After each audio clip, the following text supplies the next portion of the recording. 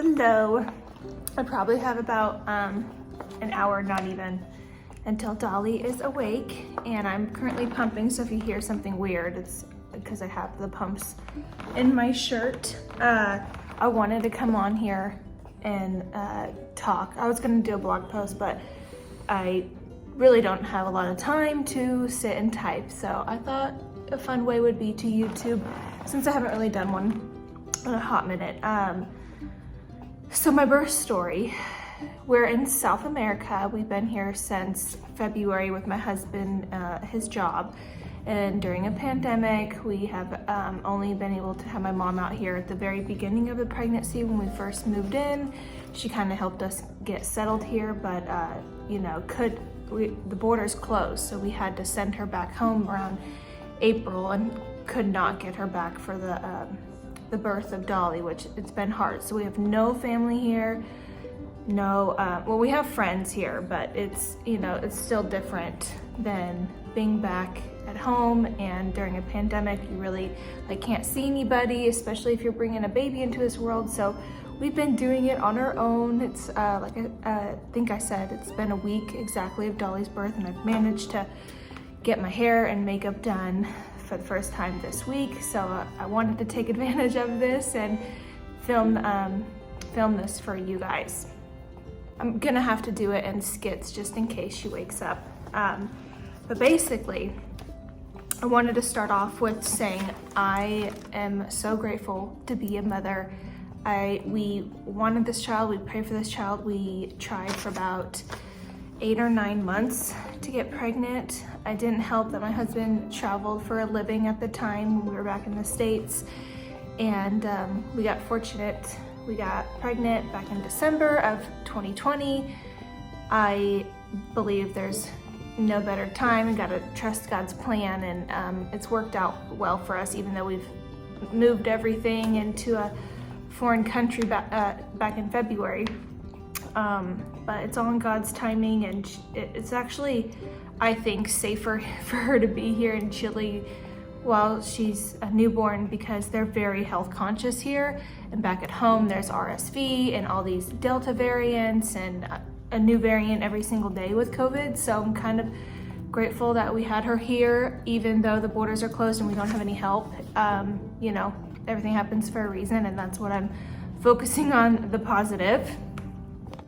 Now, I'm not saying my birth story is I'm not a professional. Nothing I'm saying is medical advice. I just want to clear the air.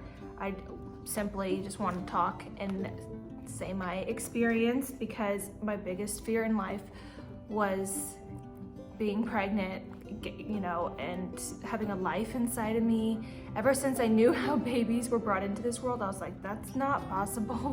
That shouldn't be humanly possible.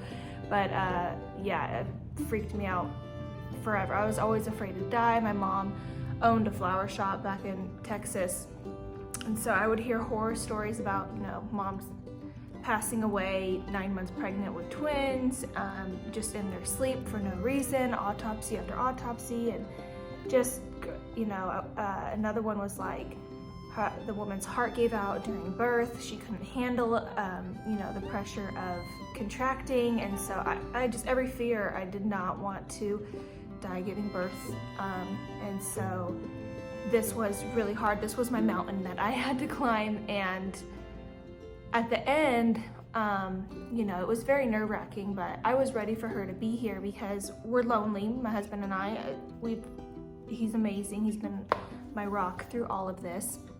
But towards the end of the 9-month pregnancy, you know, it's just us out here in South America. So I'm like, I need a friend. I want to, you know, create my own little best friend here and just have something to do, because I quit my job back in Texas to move here with him, and been a stay-at-home mom and / blogging here, and that's been fun and all, but like I said, we're in a pandemic, so we can't really go anywhere, and neither him nor I are vaccinated.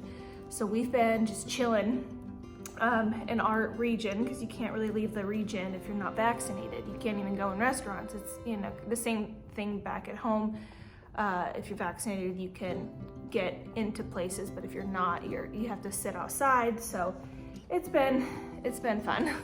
Okay, on to the birth story. Sorry, I don't want to ramble too much, but just giving you some background context. We had to quarantine for 2 weeks. It was advised to quarantine for 2 weeks prior to her birth date, her due date, which was August 27th. And that's the day she came. And I was very impatient, and I just wanted her to be here, and I was over being pregnant because it's very limiting, but also beautiful. I had no idea how hard postpartum would be, and so that's also why I wanted to talk about this, because my mountain was birth, and I made it through that with flying colors. It wasn't easy, but it wasn't as bad as I thought it would be, and I know everyone has their own story. This is just mine. I made notes because I couldn't kind of veer off topic. So we quarantined, right? And we were going crazy, going stir crazy.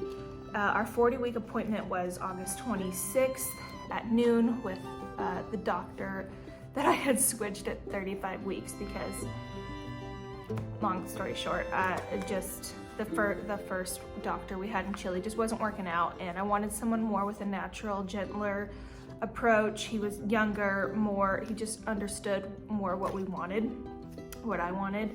And so we got a midwife with him. Fran and Felipe were their names, and I will use them again if we have children here. And anyone else who has children in Santiago, love them. They're with Clínica Las Condes. So we went in for that appointment, and he had checked if I was dilating, because I'm like, I need her to come, you know, I'm so sick of being pregnant, 40 weeks pregnant, like she's due tomorrow. When do you think she's coming out? So he said, I'm dilated at 2 centimeters. And he thought she would come, that was on Thursday, and he thought she would come on Sunday. Well, later that day, Anthony and I go out to eat. It's like 2 or 3, and I never felt contractions before this point. Like, I was one of the lucky ones, and never had Braxton Hicks or, you know, whatnot. And so then I started feeling pressure at lunch, dinner. And I'm like, I'm fine. You know, he said Sunday, so just ride this wave, right? Well, we come home, we rest. It's like 9, I get in bed and fall asleep. I woke up at 11:30, it's fuzzy. I got some comments on video. I wanted to video it for not the actual birth, but like what I was experiencing from my memory, because everyone always says, like, once you go through birth, you kind of forget everything, because it's the miracle of your baby on your chest. You just forget everything you went through, and you're focusing on the positive. And basically that's why people keep having babies, because they forget how painful birth really was. But birth wasn't too bad for me. It's postpartum that's been more of a mental struggle. Contracting every 5 to 6 minutes now, but I was told to wait until they were consecutive, so it's only been like 3 times, and I'm probably gonna wait an hour or 2. The hospital's only 10 minutes away, but it's like 2 a.m. letting Anthony sleep, putting some makeup on. I think she's coming on her due date. Okay, so I think I was saying I started contracting at like 11:30, and it felt like, from what I can remember, I have a little video that I might throw in here. I think I was saying it was extreme pressure, like major cramping in my lower stomach, and then I'm gonna be real with y'all. The pain I felt, everybody's different. You can read anything on the internet that says like, oh, my contractions felt like this, you know? But mine was all in my rectum, like nothing in my actual lady parts. I felt no pain there, but it was all in my rectum. And I basically sat on the toilet and just, because I was so afraid of her, you know, heard the stories about women going number 2 on the table while giving birth, and I was like, mortified. My doctor was kind of, you know, he's a handsome man, and I did not want that to happen. So I sat on the toilet from like 11:30 off and on till 2, texting my midwife, telling her what I'm feeling. I have this contraction app that I started using. Meanwhile, my husband is asleep. I let him sleep through all that, and so she told me to get in the shower. I already had my hair done, curled. I had curled it every single day, just preparing for her to come. And so I sat in the shower, couldn't get comfortable. Literally, my legs were shaking so badly. I couldn't stand. So when I was standing, my contractions were super short, like 2 or 3 minutes. And then when I would lay down, they were at, I think my app said like 6 or 7 on average. And I was trying to sleep in between them, 6 to 7 minutes. And I was so tired. I mean, your body's going through hell while you're contracting. So I remember it being like 3 a.m. and they were unbearable. I wasn't crying yet, but I was like nearly screaming. And like the mucus plug, TMI, came out in the toilet, and I texted my midwife and I'm like, don't know what this means, but I felt a pop, then this came out. My water, I never really felt come out, but she said maybe that's what that pop was. And since I was in the shower and on the toilet a lot, it could have happened anytime. And I was out in the living room. I was just trying to get comfortable, and so I had some time to kill, because you're not supposed to go to the hospital unless you're contracting like under 5 minutes. And so I was doing my makeup, and I had loaded the car with Anthony. I had gone down to the front desk guy, given him a key for the guy watching Benny. I mean, I had some time to kill, and I was making the best of it while also screaming and contracting at the same time. And Anthony was always, you know, making fun of me up to the birth, and saying how my pain tolerance is so low, and, you know, all this crap, just teasing me. And I showed him. I got to the hospital after a 10-minute drive, thank God. I think we got there around 5, give or take. It's not that far. But we get there, and I, let's just say, need to apologize to Clínica Las Condes, the night crew or the morning crew in the ER. I was the crazy gringa screaming her head off at 5, 6 a.m. Nobody could help me. I was gonna throw up on the poor little girl. They didn't speak any English, and they didn't have any of the pre-paperwork that we had done prior to the birth of Dolly. We were making sure all our ducks were in a row, that they had everything. The administration paperwork, so we wouldn't have to worry about it when we got there, and they were like, no record of us. They didn't even have record that I was going to the Dr. Felipe, my gyno. So that was a mess, and so my husband's dealing with that. I'm in the back room screaming at the staff because my midwife wasn't just there yet, and my doctor was on his way too. And the guy had checked me, and I was dilated at 8 centimeters. He's like, you got an hour or 2 until this baby comes. And I'm like, no way. Like, and my husband couldn't believe it either. He's like, oh my God, I thought we would be here all day and this child wasn't coming till, you know, tonight. No, she came right after that. So she's waking up, and I'll finish this. Contractions are coming about every 5-6 minutes, and they're pretty intense. They squeeze my whole lower stomach. I can't breathe, but you have to breathe because it helps, and they probably last about a minute. I have an app, thank God. But hopefully leaving to the hospital soon. Anthony's loading up the car, and I'm texting my midwife. Wish us luck. I got Benny keeping me company through the whole thing. He's been with me since 11:30 last night, and he knows something's up for sure. He's a good boy.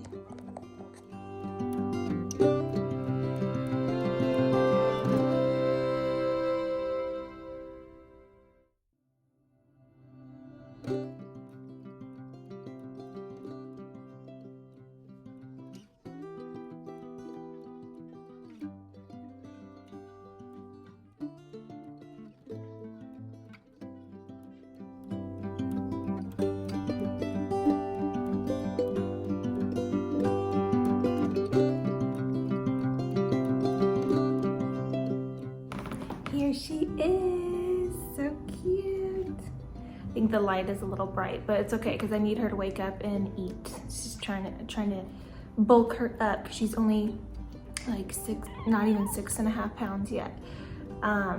So we're pretty good at feeding her, and she's a very good eater as a baby. Oh, this is falling low. But she's so sweet. The first couple days she was definitely not this sweet, and she was always crying.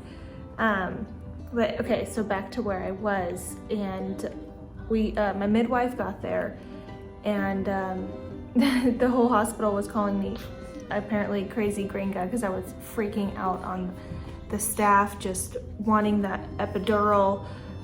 Finally got the epidural, best thing ever. And my midwife was like, you were almost there, you could have gone without it. And I'm like, there's no chance in hell that I could have, because I don't know, I kept saying, I don't know how moms do this naturally, there's no way. But yeah, I pretty much did, almost made it. And oh, are you waking up? So cute. But no, thank God for that epidural. So she came 2 hours, maybe an hour and a half after I got that epidural, saved my life.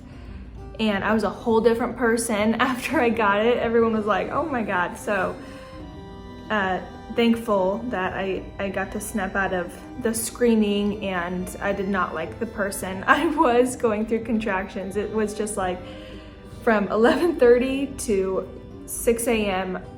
a progression of pain, and I never felt anything like it.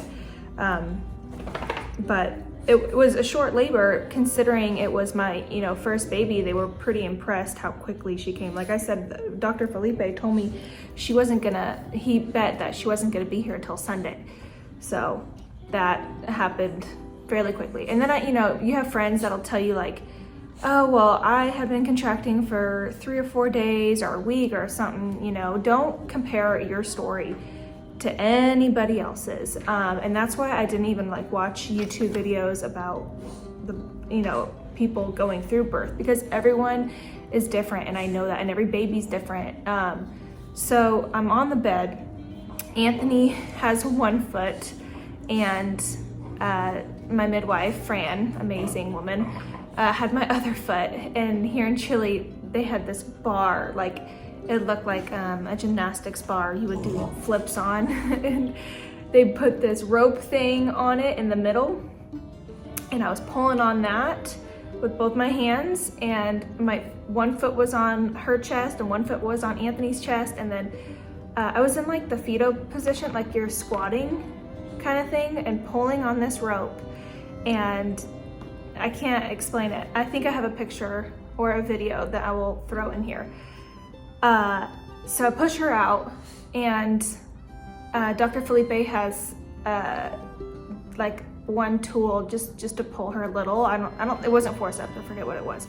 But she came out, no tears, no nothing. I'm screaming at Anthony, don't look down there, and you'll never be the same. And he just thought it was the coolest, craziest thing. I mean, he kept saying it's like little aliens coming out of you. And they wanted me to pull her out, and I said, nah, the sliminess, I couldn't do it.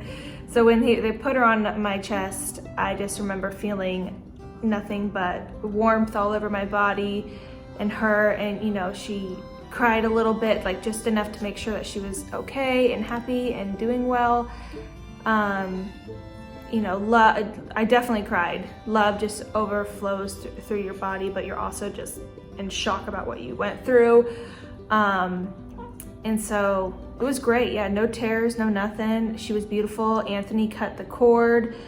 And the room, oh my God, something, I don't know if people back home, I don't know if they do this in the States, but here the room was 80 degrees, and I was I'm like, do they get as sweaty as they, look in the movies? And I probably did look that sweaty, and I'm shocked if I didn't, because holy cow, it was so hot. But it's for the baby, because they're coming out of the womb and they have trouble regulating their temperatures. And thank God, because she only came out at 6 pounds 25 ounces, or yeah, something like, is that right? 6.25, am I saying that wrong?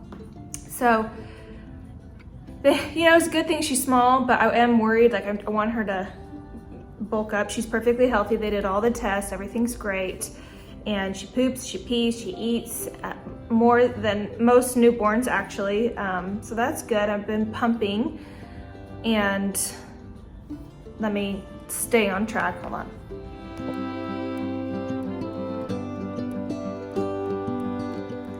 I don't think I mentioned, like the feeling of pushing, it's like obviously the same rectal feeling that I was having, and I felt it more in my butt again from not vaginal. It's the craziest thing. And to this day though, like I touch my butt and it doesn't even feel the same. I think it's still contracting back down. It's only been a week, but it's pretty amazing what the human body can do. Anthony was like, you know, telling me what he saw, and he's like, women are so amazing, and I'm shocked it just goes back to normal, la la la. So my recovery's been pretty good. You know, you gotta wear the awesome hospital mesh diapers that they give you, and they come and change you and, you know, wipe you down for, you know, to help you out down there.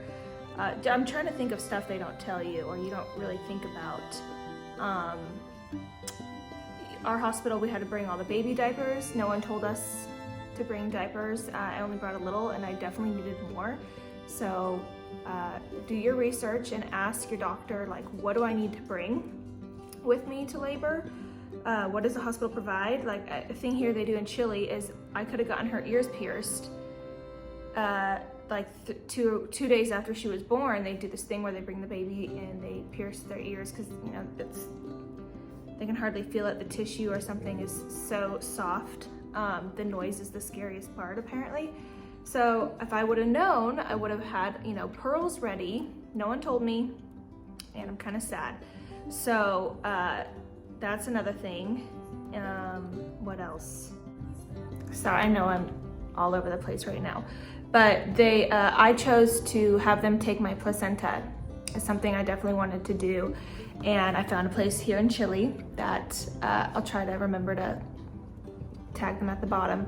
But so I found a place here in Chile that turns your placenta into capsules. It's capsulation of the placenta. And so that was actually under $100 here. So I'm like, let's do it.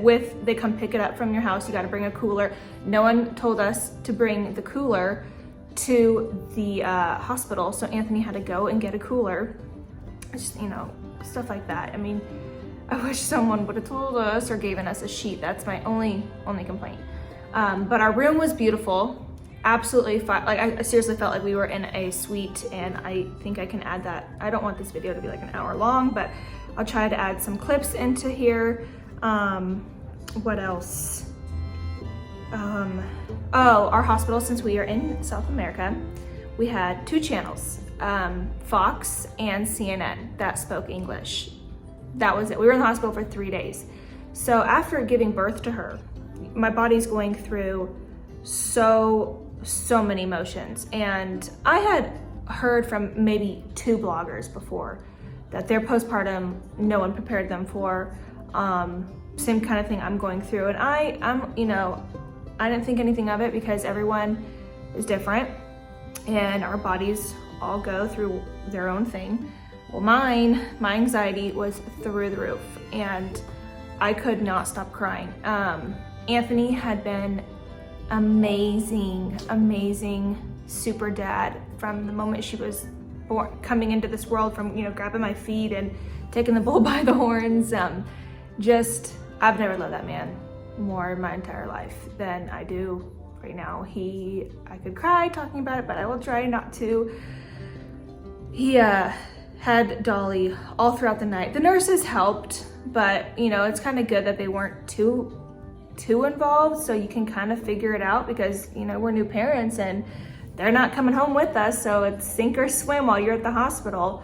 But if you page them, of course, they would come in and help you. But it was pretty much all Anthony, because I had been such a crying mess, and I am a sleeper. I love to sleep. I could not fall asleep.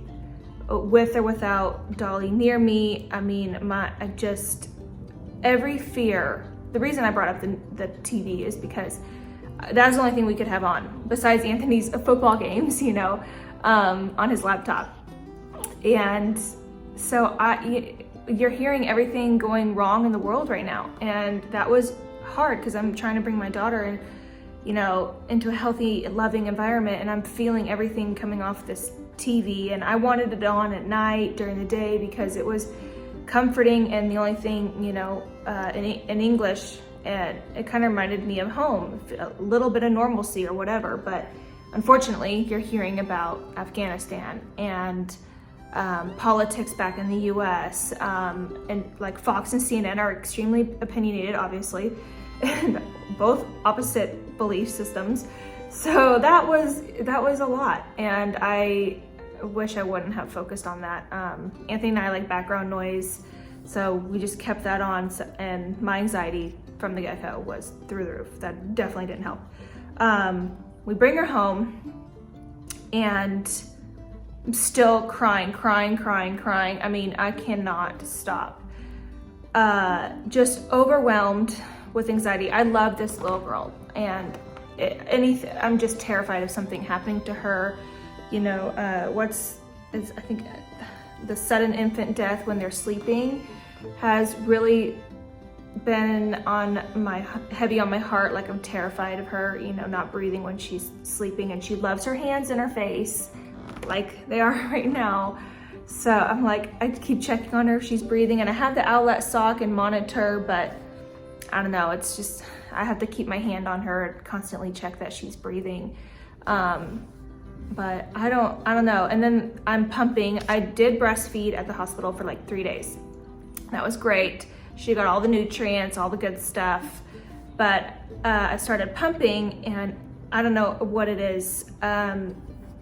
It's like they say, it's like you're a cow, and it causes my heart to race every time I put those pumps on. And you got to do it every 3 to 4 hours. I mean, the more you do it, the more milk you produce, and these babies love to eat.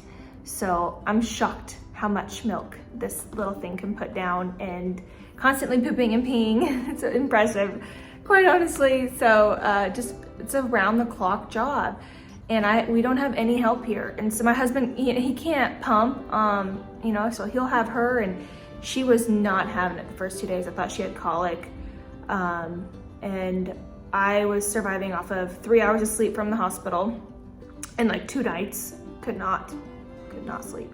And then here, I maybe slept 4 or 5 hours, and still to this day, here we are a week later, I don't sleep more than 4 or 5 hours between pumping and feeding and making sure she's alive. It's all so worth it and so beautiful, but I had been crying up until Wednesday, and I had a little mental breakdown this morning, but just because you don't feel like yourself, and you're responsible for a life around the clock.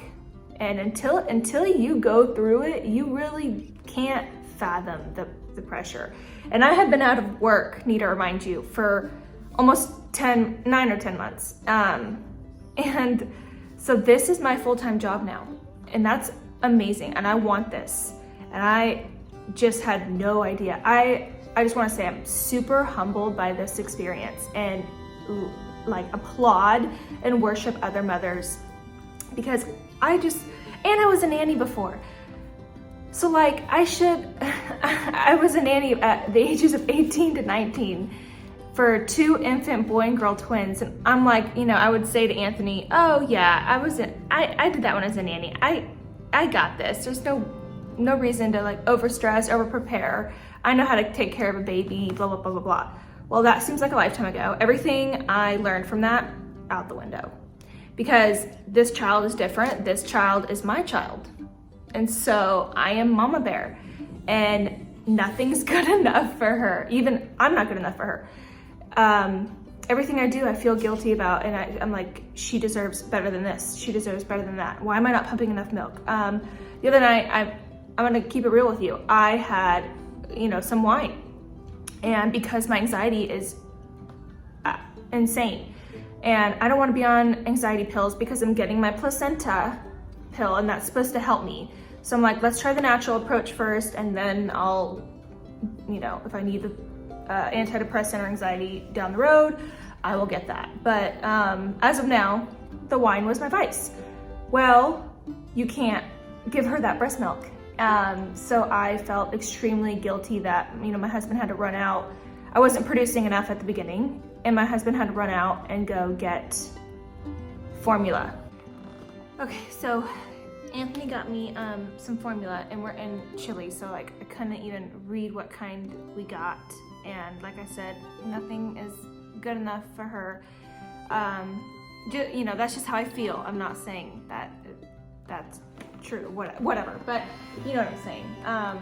And so we got the formula, and she had been fussy that night, and I'm like, oh my God, what if, you know, I messed up her stomach and she's not used to this? And you know, I just had major mom guilt. Totally ruined the, you know, calming effect of the wine too. Like I couldn't even enjoy the reason I just did that, which sucked, because, you know, I had been holding her for 9 months and I just wanted to feel some calmness, but it has not been easy, to say the least. And I'm so, like I said, grateful that I have a healthy, happy baby, a great pregnancy, a great husband. We, you know, we're financially fine, like all these blessings, right? And I just want to enjoy her while she's small. But what they don't tell you is like your body's going through so much, you know, hormonal changes, pressure. Some people don't feel it at all. Some people feel it a couple weeks from now. Some people have, you know, harmful thoughts. Like I haven't had any of that. Thank God, thank God, thank God. It's just been super mom guilt, anxiety, overwhelming. I think it'd be different if I could get some sleep, or, you know, but I want to say that I want to, at the end of the day, know that Anthony and I did this on our own without any help. Like that, I take pride in that, and I think that's super cool, and we're strong enough to do so. So that's my goal, and as of now, every day gets easier, every day gets better. We're both learning from her, she's learning from us. She's amazing, the sweetest little baby. We're very fortunate. But I think the hardest part is the night hours. Like she does not want to go down at night, and everyone says that's normal. They're basically nocturnal for the first week or two.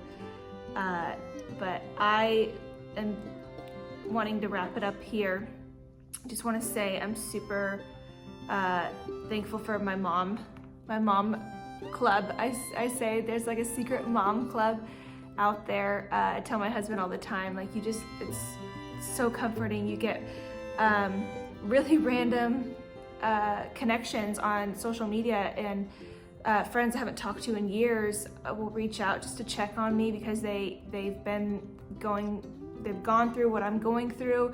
That resonates with them. That just the support and the overall love of me kind of just speaking my truth and putting myself out there, and it's coming back, and people are so generous, and I think it cut me off, but I feel super supported by all my mom friends, and I'm just I kind of feel more blessed with the amount of people that have reached out and been there for me. I hope I can do the same for them, or you know, other people down the road. I just want to give back all the grace and love, and just overall I appreciate these women, and I've never felt so supported before. I've never felt so supported and loved by strangers before, and you know, I just want to end it on that positive note and know that everyone's story is different. I hope me talking about my postpartum will give others hope, and just know it has gotten easier. Every single day has gotten easier, but the first couple nights, lack of sleep is a torture device. and horrible. Like, I just need sleep. And the more I get, the better I feel. So remember that. Just you can get through this. If I can get through this, you can get through this. And it's okay to talk about these things. It's healthy and it's good.